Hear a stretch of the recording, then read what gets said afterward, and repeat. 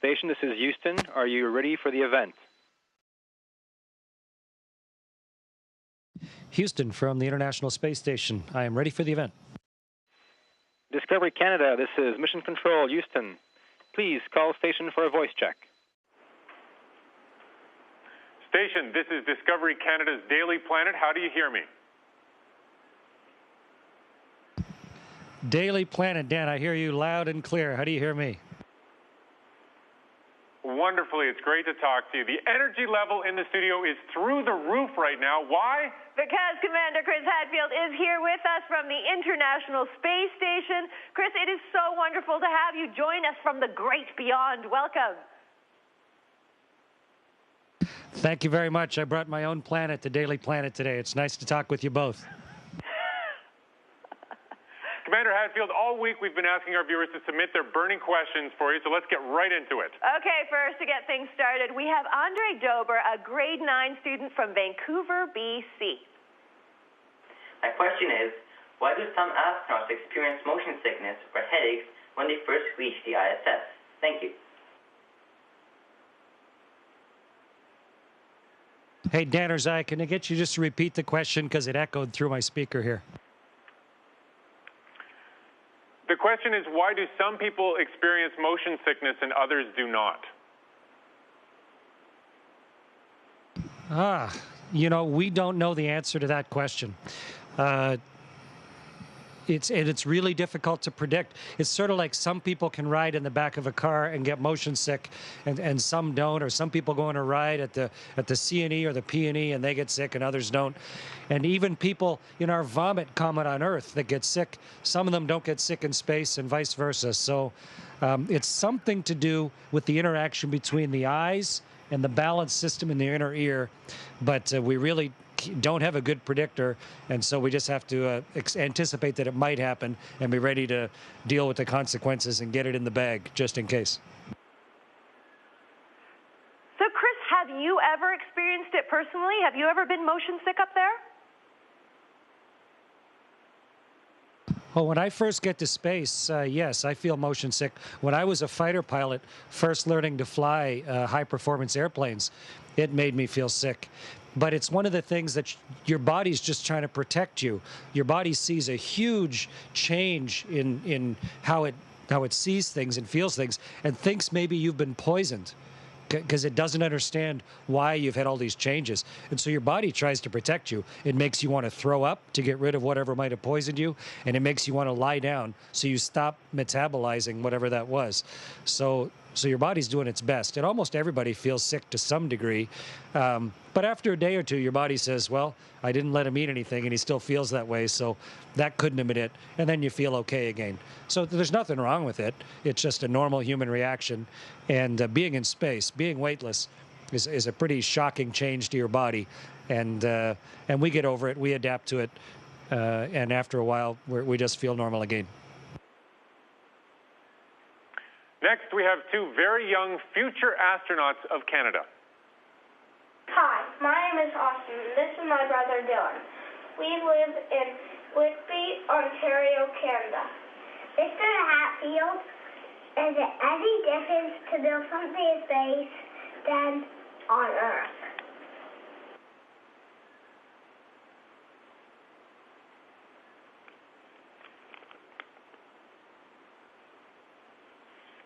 And so, Zaya and Dan, if you could tell me again what the question was, because our speaker's about this big up here and it doesn't handle young voices very well. The question was, is it any different to build something in space compared to on Earth? It's really different because for all sorts of different reasons. Where do I start? Let's see. If I get out my tools, let's say I want to build something and I get out my jackknife. So I've got my jackknife here to try and screw something together or cut something. Well, if I don't carefully put my jackknife somewhere, put it back in my Velcro pocket, when I turn around, my jackknife is going to be gone. So one of the problems is tools. How do you control your tools? Another is what you're building doesn't need to fight gravity. So, you know, if you look at, let's say you're going to build the pyramids. You know, the pyramids are very tall, and so they have a great, big, strong base, and then they go up to a nice pointy top, because on Earth, with gravity, you have to have a big, strong base on anything that's tall. Up here, you hardly need any base at all. You could just have a pencil could hold up the pyramids. And so even your basic design of something is going to be completely different. So, so everything from how to keep your tools under control, how you're going to control your body. If I grabbed a drill to drill a hole in something, as soon as I touched the wall, my whole body would start spinning around, and because the wall's not going to turn. So how you brace yourself, and then how you design something to build, you have to rethink everything when you're working in space and working without gravity.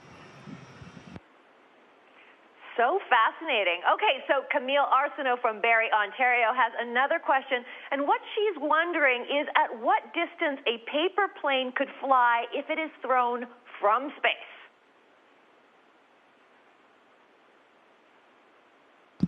Well, let's see. We throw paper airplanes here inside the space station. Here's my, this is a bag of tea. Let's say this tea was a paper airplane. If I throw it here in the space station, there's nothing to stop it. It'll just keep on going until it bumps into the wall, because it won't fall. And so you can gently throw things, and they'll go the whole length of the space station. So imagine if you threw them outside the space station, there would be nothing to stop them. And they would become like the moon. They would just go forever. But since we're down so close to the Earth, there's tiny random particles of the atmosphere. We're not completely out of the atmosphere. There's, you know, it tails off to almost nothing, but almost nothing and nothing aren't the same thing. And so there are a few tiny particles of air, just enough to slow your paper airplane down ever so much, so that over time it would start to decay. Its orbit would start to get dragged down into the atmosphere, until eventually your paper airplane would get pulled down into the atmosphere. It'd be going 8 kilometers a second, because that's how fast we're going. And so if you can imagine an airplane, a paper one, going 8 kilometers a second into the atmosphere, the rubbing with the atmosphere would burn it up right away. So it would fly for a long time until eventually it got pulled down to Earth and burned up like a meteorite. That would be epic. All right, Wow. Now from the St. Lawrence area, we have Nathan Purvis. What is the most important experiment on the ISS right now, and why?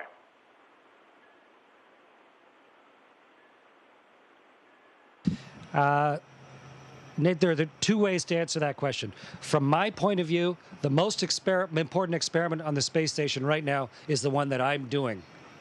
And the reason why is because if I don't do my part right, the experiment probably will be a failure. And so right now, while I'm working here, all the other members of the crew are working on their experiments. Chris Cassidy is assembling one in the microgravity science glove box. And you really want to focus. And no matter what else is happening, that is the most important thing of all. But I think if you were just to come on board and think, what is the most important one? I think maybe right now it's the alpha magnetic spectrometer, which is collecting energy from the universe. It's collecting dark matter from the universe. And just this week, a person who won a Nobel Prize, Dr. Sam Ting, who's in charge of that experiment, made a big announcement that they may have actually started to prove the existence of dark matter with that experiment that's on our space station. That's really interesting. It's not conclusive yet because it hasn't been there long enough to prove it, but we think maybe we're starting to understand the basics of what the universe is made of, and we can prove that, we can figure that out because of the International Space Station. So that may prove to be the most important experiment on board. Okay, now Jesse DeHaan from St. Catharines, Ontario has a very interesting plant question for you, Chris. My question to you, Commander Hadfield, is how does weightlessness affect plant growth? How does Chris, weightlessness she's affect wondering, plant growth? how does weightlessness affect plant growth? How does weightlessness affect plant growth? Right. How does weightlessness affect plant growth? Well, it's confusing for the plant, right? Because on Earth, plants grow up pretty much. But what we found is, so long as you can provide them with moisture and vitamins, whatever their roots are, and that can just be like in in a moist cloth or hydroponics or in like a mesh or a mix together like a sponge so that you can feed the plant, then the plant will tend to grow towards your light source. So if you can set up a root system and then set up a light source, the plant sort of thinks it's the same as dirt and the sun, and the plant will grow. And we've grown a lot of different plants, Canadian plants we've grown on board. We've grown trees, small tree seedlings on board the station. And there's lots of other countries that have had plant experiments. And we're trying to figure out why and how to grow them so that when we leave Earth, we don't have to bring all of our food in cans and in bags. And we want to be able to grow and harvest food just like we do on Earth, a self-sustaining environment on board. And of course, also plants help purify the air. So we're learning how to do that. We haven't done it enough yet that we can count on it for our food or our air purification, but we have proven that we can successfully grow plants on board, and that so long as you control the roots and the light source, they can be healthy and make fruit. One more viewer question, all the way from Creston, BC. We have Jerry Wright. He's 60 years old. He's been following space exploration his whole life. He doesn't have Facebook or Twitter or even a cell phone to make a movie for us, but his question is, do you have to adjust the altitude and velocity of the ISS as its mass changes to maintain orbit? In other words, you know, things are coming and going from the ISS all the time. Do those changes in the mass of the ISS affect how fast it's going or how high up it is? That's a really cool question. And the answer is yes, but maybe not for the reason that you think. You know, the space station's going around the world. We're going 8 kilometers a second. You know, whatever that is, almost 500 kilometers a minute. So we go from all the way from British Columbia, where the question came from, all the way across where you guys are in Toronto, right to Halifax in about 10 minutes. So we have a huge amount of inertia. We weigh, you know, 500,000 pounds. And so we're zipping. And so when you add one little spaceship, it doesn't really change how we have to accelerate or decelerate. It's as if a train rolling down the track doesn't really know if one more person got on or not. Now, if you wanted to stop the station, you'd have to worry about it. But what we really have to worry about is controlling the space station, because it's sort of balanced like this microphone. And if you put a great big mass on one end, then the gravity from the Earth will make it behave differently. One end will be pulled down by gravity more than the other. So you have to control which way the space station's pointed. And also, we have great big solar arrays that we collect energy with, and they almost act like sails. And when we had the question about a piece of paper and a paper airplane with a tiny bit of drag from the atmosphere, our solar arrays are huge. And so, in fact, our orbit constantly gets dragged down towards the Earth. And every month or two, we fire our engines for a few minutes just to push our orbit back up again. In fact, we did it yesterday. And we just push ourselves up away from the Earth a few kilometers just to keep our orbit where it should be. Because if we didn't do anything, over a long time, our orbit would decay and we'd spiral down into the atmosphere. So yes, ships coming and going do affect how we control and steer the spaceship. And yes, we do have to fire our engines occasionally in order to hold our altitude.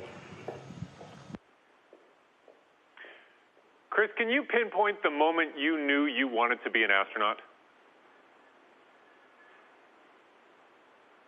Yes, I decided to become an astronaut on July 20th, 1969. I was 9 years old, and I decided to be an astronaut that night. And that's the night that Neil and Buzz walked on the moon. And I walked outside, I looked at the moon, and I thought, you know, up until yesterday, it was impossible to walk on the moon. And now, people have walked on the moon. So right now, it may be impossible for a little Canadian kid to be an astronaut, but heck, it was impossible to walk on the moon yesterday. So I'm going to give it a try. And amazingly enough, even though a 9-year-old kid chose my career for me, that actually came true, and here I am now. And so it's just been continual progress, getting closer and closer to your goal. The most recent step has been becoming commander. How has your daily routine changed now that you're the commander of the ISS? Well, rather than just worrying primarily about my responsibilities, I now take care of what I'm doing, but also I think about what everybody else on the crew is doing. I look at everybody else's schedule the night before. I see where there might be conflicts or maybe a crew member is doing something for the first time. I look at how it's all going to interplay with each other. And then during the day, I go around and check on everybody, make sure that they're staying on schedule, they're getting their greens, they're getting enough to eat, they're getting their exercise, they're not overworking themselves. And then I'm also responsible for the spaceship. So in the morning, I go around and turn everything on. I open up the shutters on the windows, get everything working. And then at nighttime, I'm responsible for going around and putting the space station to bed, making sure everything's how it should be, and that the shutters are closed to protect the glass of the windows, and all the lights are off that should be. And an hour ago, we had an alarm ring on the space station. One of our warning alarms came on. It said we had oxygen levels were low. So we worked it, and me as the commander had to sort it out, and it's just one of the sensors went bad. But it's more like instead of just being a team member, I'm a team member, and I'm also responsible for the whole team. How do you want to be remembered after this mission's complete? What is your mark on the space program?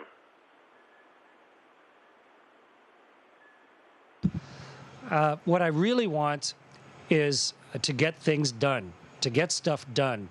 I want our crew, the people that are living off of the Earth right now, to feel great sense of accomplishment in having really, when it was our turn to run this place and to do it, to have really done it right, to have accomplished as many of the things as possible, and also to want to get off the spaceship, recover, and then run around and get back in line to get back on and go do this again. Because if people want to go do it again, that means it was a successful experience. And so, as the commander, those are the two things that I would really hope that I can leave when I finish this job. Number one is to have really accomplished everything that we're supposed to do while we're up here, and two, that the people on board enjoyed it so much that they want to go do it again. Chris, you're making Canada very, very proud, and you're making Earth proud. Thanks for your hard work up there, and good luck to you. Well, Dan and Zai, it was very nice to talk with both of you. Thank you for paying attention to all the stuff we're doing. I think in the midst of everything else that's happening in the world, this is a pretty cool thing. As we're leaving Earth permanently, I'm really happy to be part of it, and I'm really glad to know you two folks and help tell the story to everybody else. So it's great to talk with you, as always.